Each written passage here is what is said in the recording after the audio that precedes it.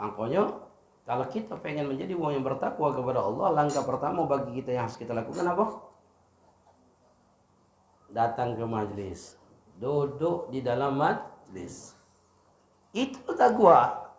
Kan sering khatib menjelaskan mana takwa, yaitu melaksanakan segala perintah Allah dan menjauhi segala larangan Allah. Untuk kita menjadi orang bertakwa, otomatis kita harus paham dulu apa sih yang diperintahkan oleh Allah, apa yang dilarang oleh Allah. Kalau kita tidak memahami apa yang diperintahkan oleh Allah, apa yang dilarang oleh Allah, mustahil kita menjadi orang yang bertakwa kepada Allah. Langkah pertama, jadikan diri kita dulu, pahami dulu. Nah, caranya macam mana? Sekarang ini, di zaman sekarang ini udah majlis taklim. Kalau kita pengen jadi orang bertakwa kepada Allah, sering-sering duduk majlis taklim.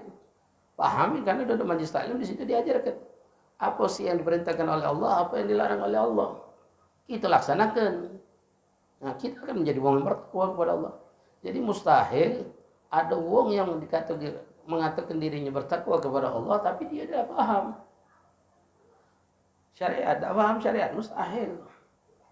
Walaupun dia ahli ibadah, walaupun dia ahli ibadah.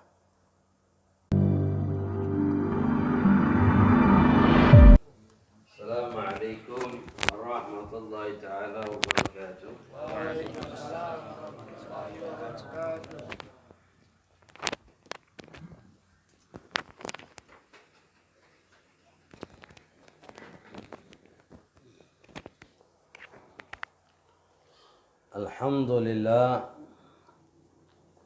Alhamdulillah rabbil alamin wa bihi nasta'inu ala umur dunya waddin.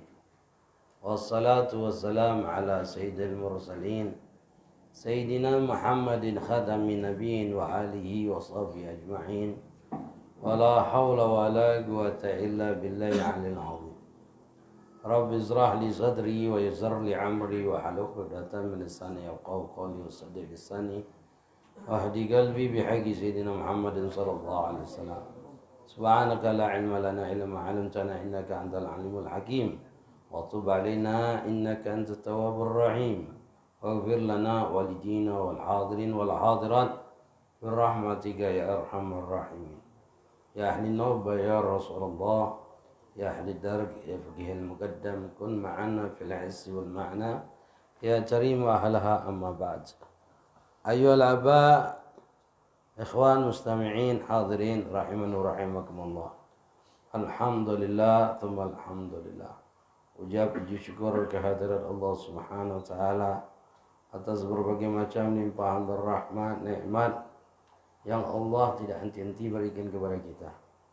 Terutama nikmatul Islam, nikmatul iman, nikmat kita dijadikan umat Nabi Muhammad sallallahu alaihi wasallam. Nikmat hidayah, inayah, taufik, wa sihah wal afiyah. Begitu juga salam serta salam dan henti-hentinya kita hadiahkan kepada kita Nabi Muhammad sallallahu alaihi wasallam serta para keluarganya, para sahabatnya, para tabi'in, tabi'in wa man tabi'ahum bi ihsan ila yaumil din. Gigi? Hah? Oh, bidayatul hidayah. Melanjutkan dalam kitab Bidayatul Hidayah.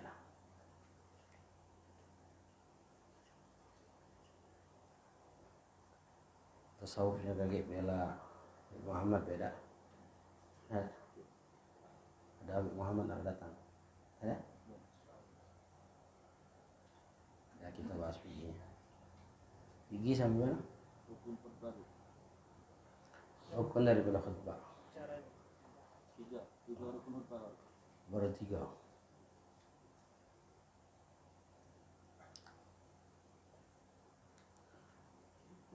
Di dalam pembahasan kemarin, di dalam pembahasan ilmu fikih kitab Fathul Gharib, di dalam pembahasan tentang masalah salatul Jumu'ah, dalam pembahasan tentang masalah rukun daripada khutbah. Arkanul khutbah khamsatun. Rukun khutbah itu ada 5. Yang pertama, hamdulillahi ta'ala, thumma salatu ala rasulillah sallallahu alaihi wasallam, walabduhuma muta'ayyan, thumma alwasiyah bitaqullah, wala ta'iyanu lafdhuha ala sahih wa qira'atu ayatin fi ihdahuma wa du'a lil mu'minina wal mu'minat ila akhirih.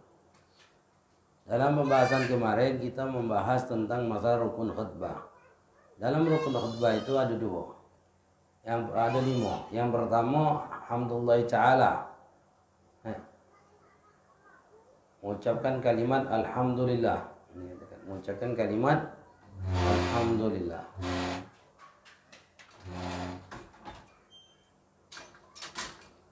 Yang penting ada kalimat hamdu dan kalimat Allah di situ.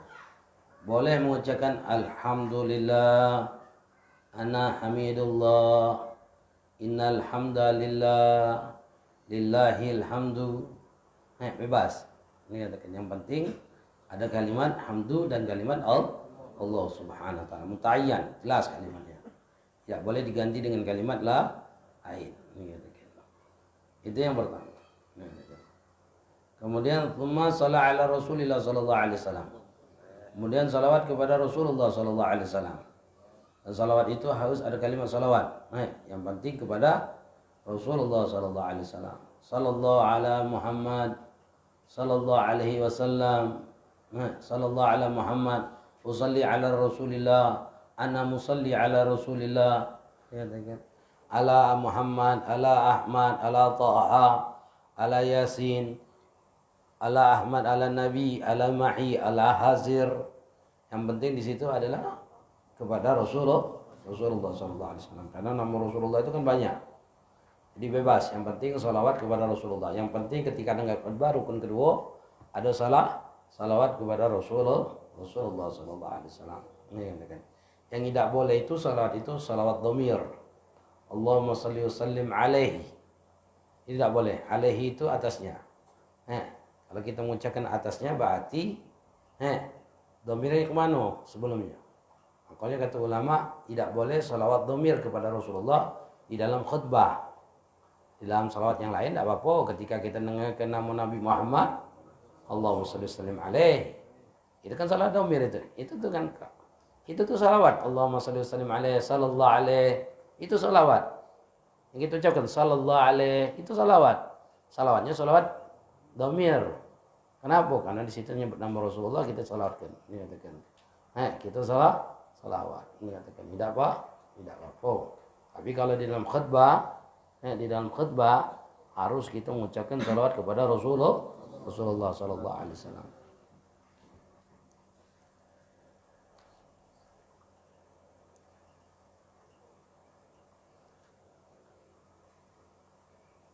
Wala yata'ayyanu lafdhuha ala sahih.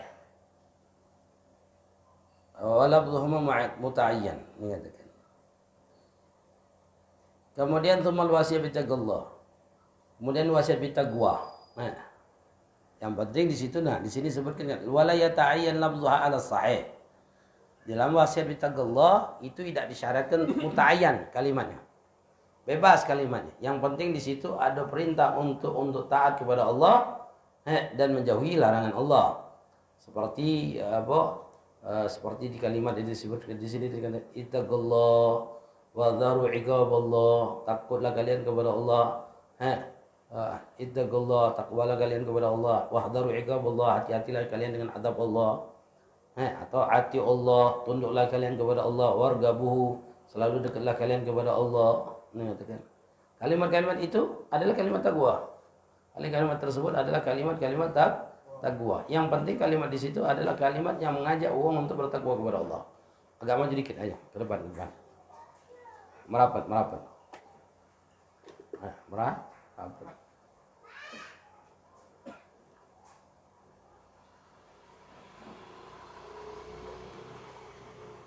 Jadi penting.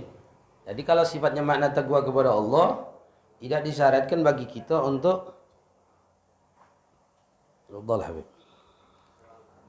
Waalaikumsalam. Kajaran.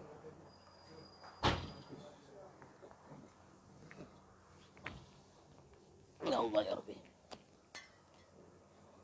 Bismillahirrahmanirrahim. Di dalam lafaz taqwa Tidak harus dengan kalimat-kalimat taqwa. Artinya lafadznya tidak harus taqwa. Boleh yang sifatnya di situ untuk mengajak wong di dalam ketaatan kepada Allah Subhanahu wa taala dan menjauhi daripada larangan Allah Subhanahu wa taala. Dan ulama sebagaimana kemarin dalam minggu-minggu yang lalu kita sudah jelaskan makna taqwa itu luas. Mana? Taqwa itu adalah hasil daripada ketaatan kita kepada Allah Subhanahu wa taala. Jadi hasilnya itu adalah hasil daripada kita melaksanakan segala perintah Allah dan menjauhi segala larangan Allah. Itu adalah taqwa. Makanya kalau kita pengen menjadi orang yang bertakwa kepada Allah, langkah pertama bagi kita yang harus kita lakukan apa? Datang ke majlis, duduk di dalam majlis. Itu taqwa. Kan sering khatib menjelaskan makna taqwa, yaitu melaksanakan segala perintah Allah dan menjauhi segala larangan Allah. Untuk kita menjadi orang bertakwa, otomatis kita harus paham dulu apa sih yang diperintahkan oleh Allah, apa yang dilarang oleh Allah. Kalau kita tidak memahami apa yang diperintahkan oleh Allah, apa yang dilarang oleh Allah, mustahil kita menjadi orang yang bertakwa kepada Allah. Langkah pertama, jadikan diri kita dulu, pahami dulu. Nah, caranya cuman sekarang ini, di zaman sekarang ini udah majlis taklim. Kalau kita pengen jadi orang bertakwa kepada Allah, sering-sering duduk majlis taklim. Pahami, karena duduk majlis taklim di situ diajarkan apa sih yang diperintahkan oleh Allah, apa yang dilarang oleh Allah. Kita laksanakan. Nah, kita akan menjadi orang yang bertakwa kepada Allah. Jadi mustahil ada orang yang mengatakan dirinya bertakwa kepada Allah, tapi dia tidak paham syariat, tidak paham syariat, mustahil. Walaupun dia ahli ibadah, ibadah, dia akan mustahil dia dikatakan orang yang bertakwa kepada Allah. Jadi di dalam lafaz khutbah tidak diwajibkan dengan lafaz taqwa. Boleh dengan kalimat yang makna taqwa itu sendiri, yaitu melaksanakan perintah Allah dan menjauhi segala larangan Allah. Seperti kalimatnya ati Allah, wahdharu iqab Allah, tunduklah kalian kepada Allah, berhati-hatilah dengan azab Allah. Itu sudah makna taqwa. Itu sudah makna taqwa. Itu yang terakhir kita bahas panjang lebar di dalam itu. Kemudian wa qira'atu ayatin fi ihdahuma, membaca ayat-ayat Quran di dalam salah satu ayat tersebut. Yang penting ayatnya itu mufhimah, maksudan, dipahami dan ada tujuan. Ini katakan. Baik itu wa'id ataupun wa'adh. Ini katakan. Baik itu adalah perintah, ancaman ataupun nasihat.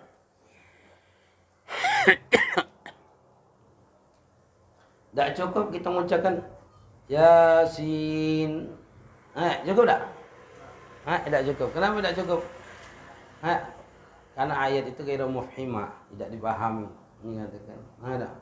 Yang penting kan baca ayat Quran. Ya, tapi syaratnya ayat itu adalah ayat yang dipahami. Harus ada ayat yang dipahami. Ini katakan. Wa yusanna an yaqra surah Qaf kullu Jumaah. Ini katakan. Disunahkan untuk membaca suratul Qaf. Karena Nabi SAW yaqra suratul Qaf fi kulli Jumaah ala mimbar. Baca suratul Qaf. Di pucuk mimbar ketika khutbah. Karena Rasulullah SAW membaca suratul Qaf di pucuk mimbar. Ini katakan. Tidak, kalau kita nak baca suratul Qaf di pucuk mimbar. Biasanya panjang suratul Qaf. Biasanya kita baca apa? Surah apa? Wal asri. Di dalam khutbah, di atas khutbah. Rukun khutbah di antara salah satunya membaca ayat Quran. Yang paling afdal itu surah Wal Asri, karena di situ ada nasihat. Ini katakan Wal Asri innal insana lafil usri illa alladzina amanu bisalihati wa tawassaw bil haqqi wa tawassaw bis sabr. Ya sudah. Qira'atu ayatin fi ihdahuma, membaca ayat di dalam salah satunya. Penting juga baca ayat ini. Termasuk ayat Al-Quran juga, ayat itu yang dibaca khatib ini. Innallaha wa malaikatahu yusholluna 'alan nabi. Itu juga merupakan ayat Al-Quran. Cukup tak? Cukup. Yang penting ketika kita dengarkan khutbah itu ada salah sikap di antara khutbah itu, baik khutbah pertama dan kedua, ada ayat Quran. Cukup. Dikatakan.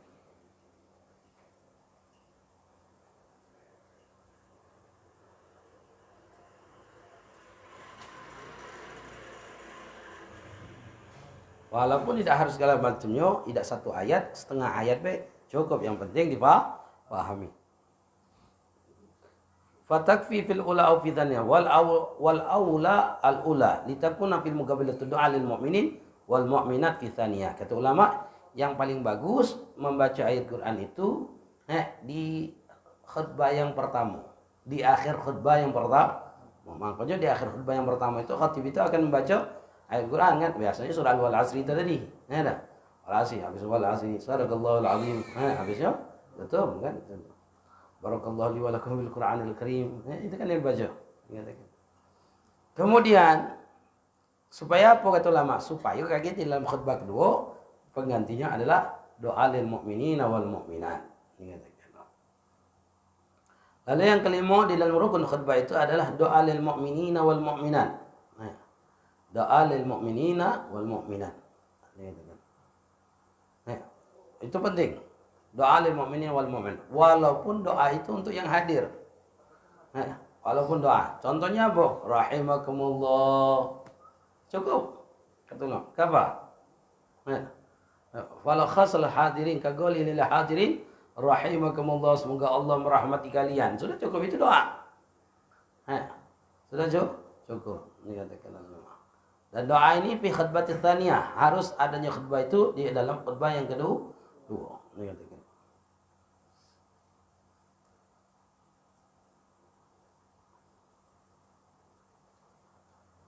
Walaupun kita tidak menyebutkan mukminin dan mukminannya. Ini katakan. Seperti kalimat tadi rahimakumullah, cukup sudah kata ulama.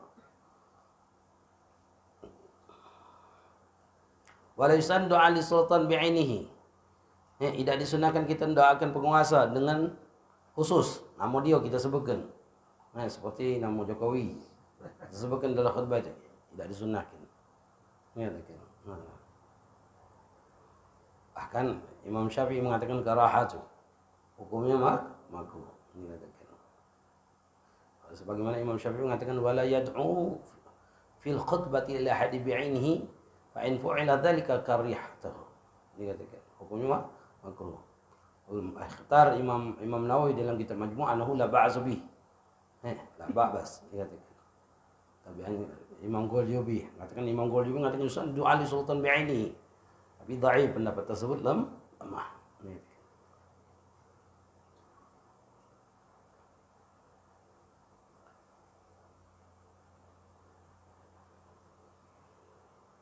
Kemudian wa yustaratu an yusmi'a khatib. Disyaratkan di antara syarat khutbah tersebut an yusmi'al khatib arkanul khutbah li arba'ina tan'aqidu bihimul jum'ah. Di antara syarat di dalam khutbah tersebut, khatib harus memperdengarkan kepada 40 orang, yang semua 40 itu adalah orang-orang yang sah di dalam Jum'ahnya. Ada orang-orang yang diwajibkan Jum'ah. Artinya dalam rukun itu semuanya harus diperdengarkan kepada 40 orang.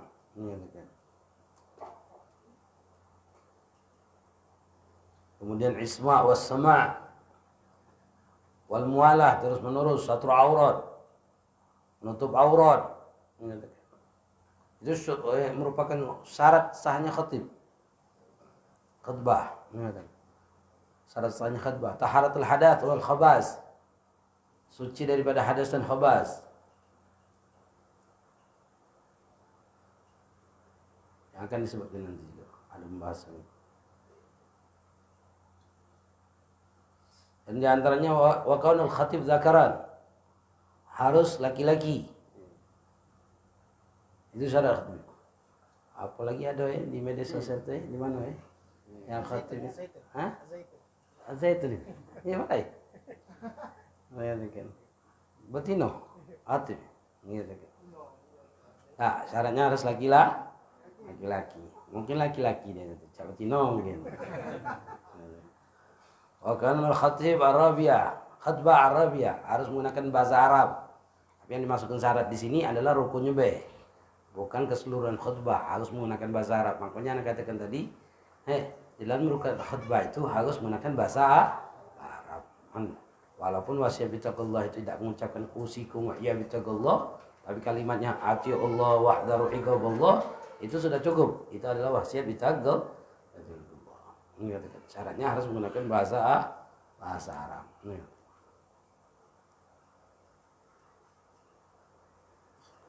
Tapi di sini dikatakan oleh ulama ada khilafiannya di dalam bahasa ini.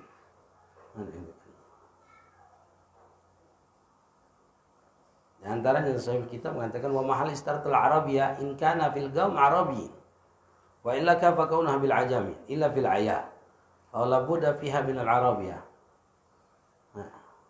wa yajib an yata'allam wahid min al qaum arabiyya fa law lam yata'allam wahid minhum asquluhum wa la tasij ma'atuhum al qudra ala ta'lim. Oh, di sini dikatakan oleh ulama jika di tempat tersebut wong Arab gado tidak cukup pakai bahasa Indonesia, tapi dengan syarat jika mereka tidak memungkinkan untuk belajar bahasa Arab. Kalau memungkinkan belajar bahasa Arab, maka wajib menggunakan bahasa Arab. Makanya di situ wa yajibu an yata'allama wahid minal qaum arabiyyah. Wajib salah sikap di antara mereka belajar bahasa Arab. Fa illam yata'allam wahid minhum asquluhum. Kalau salah sikap di antara mereka tidak mau belajar bahasa Arab, maka seluruhnya berdosa. Wala tasijma'atahum al-qudra al-'alim. Tidak sah Jumat mereka walaupun disertai mereka mampu untuk belajar. Ini dalam rukun khutbah. Makanya rukun khutbah itu harus menggunakan bahasa Arab. Yusmi al-khatib. Khatib harus memperdengarkan kepada 40 orang tersebut. Ayyar fasatu bi'aitu yasma'u lahu asqa ilaih. Khatib itu harus mengangkat suaranya sekiranya kalau seandainya mereka itu diam itu bakal kedengaran. Wa illam yasma'u bi fi'lin li'arid al-ghalat. Walaupun mereka itu tidak dengar secara garat. Arti tidak dengar itu dengar suara cuma tidak paham. Di fi'lin itu, pendengaran secara fi'lin, perbuatan. Walaupun dia dengar suara itu tapi tidak paham. Itu cukup kata ulama. La'anna maksud wa'adahum wa huwa la yahsul illa bidzalika. Ada lagi mengatakan harus bil kuah. Artinya harus sekiranya dengar dia bakal kedengaran. Sekiranya dengar dia harus kedengaran.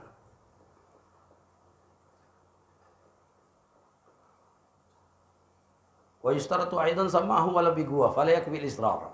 Mengatakan diperdengarkan secara kuat. Artinya kuat itu bil quwwah itu artinya dia harus dengar apa yang disampaikan. Fala yakfi al-israr. Tak cukup dengan pelan.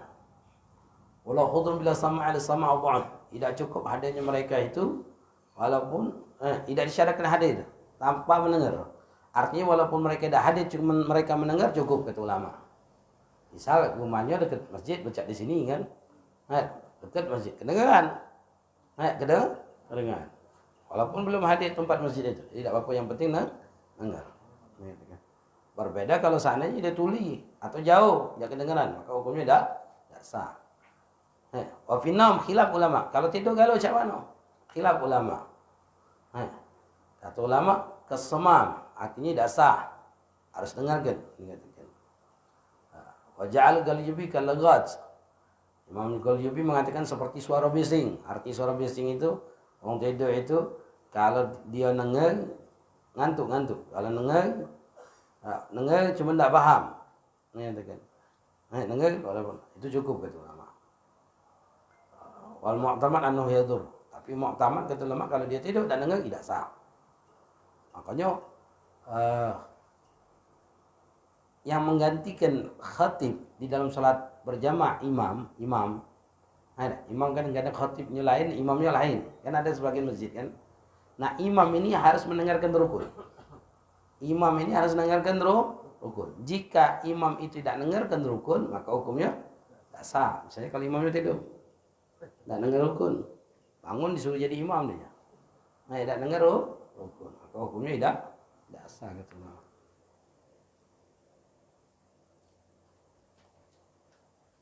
Berbeda kalau seandainya yang budak itu yang tidak dengar itu khatib.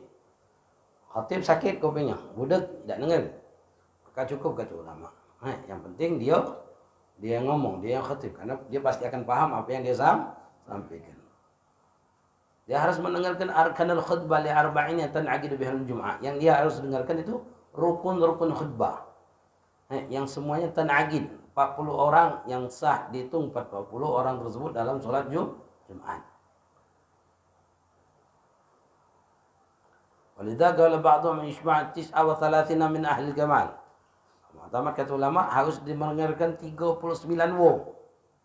Karena sikap-sikapnya khatib. Jadi 40 al-asa al-imam min al-arba'in. Karena wal-asa menurut pendapat yang asa imam itu juga dihitung 40 kata ulama. Tan'aqidu biha Jumat ini katakan. Yang semuanya adalah wong yang sah di dalam Jumat. Nah, ini pernah sering yang kejadian anak pernah ceritakan ngisi khutbah di komplek. Jadi pas khutbahnya itu sekali adanya sekali, pas masuk waktu khutbah, sudah masuk waktu azan, disuruh khutbah. Anda duduk depan kan, iki kosong kan, duduk depan. Anda sudah lama datang terlambat. Ini nggak masih kosong masjid itu. Tinggal mungkin tidak sampai 10 wong. Duduk depan. 5 menit, 10 menit kemudian masuk azan zuhur. Disuruh khutbah. Pas Anda naik, dan nyingok belakang kan, sampai menutup pakai godong untuk masuk. Tengok, naik mimbar tersebut. Nah, salam tengok wong belum ada. Turun lagi anak. Belum ada wongnya. Tak apa-apa habis katanya Ustaz. Kaki kalau Ustaz sudah ceramah, kaki wong datang. Nah, oh jana harus dengan ke 40 wong rukun ni jana. Tidak Ustaz, cak ini memang Ustaz katanya. Ustaz, bingung anak. Nah, kalau Ustaz tidak mulai katanya, tidak datang wong ini katanya. Itu sudah anak. Assalamualaikum warahmatullahi wabarakatuh. Habis dulu anak azan aja. Sudah azan. Sudah azan itu tunggulah mudah-mudahan setelah azan ini nunggu kami kan jamaah. Tidak kami juga. Pas anak khutbah, anjak salam. Khutbah, setelah khutbah itu tidak lama dari situ 10 menit dari khutbah itu bawa kami, wong datang. Kacau jana. Akhir ngakalinya apa? Di dalam khutbah yang terakhir itu ngulangi rukun. Sudah nyampe 40 di khutbah terakhir itu sebelum tutup ngulangi rukun. Alhamdulillah. Allahumma shalli ala sayyidina Muhammad wa ala sayyidina Muhammad uzikum wa iyyakum bittaqillah. Lalu baca ayat Quran. Ini katakan. Supaya sah. Ini katakan. Sudah duduk. Khutbah kedua selesai salat. Sudah selesai salat. Anaknya tahu. Saat khutbah itu harus diperdengarkan 40 orang.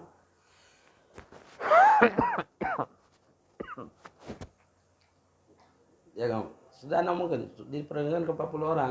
Kalau tidak didengarkan ke 40 orang, tidak sah rukun khutbah itu. Dia ngomong, kami ini bertahun-tahun, saya inilah Ustaz, kali inilah Ustaz yang negau ini. Jangan jauh tahu ini, bahwa inilah Ustaz inilah yang negau. Lama ini dekat yang negau, ini katakan dekat yang jauh tahu, ini katakan. Mana aja nah, iya. Jemput Habib, banyak juga Habib yang isi di sini. Saya ngomong, tidak jana, salah be.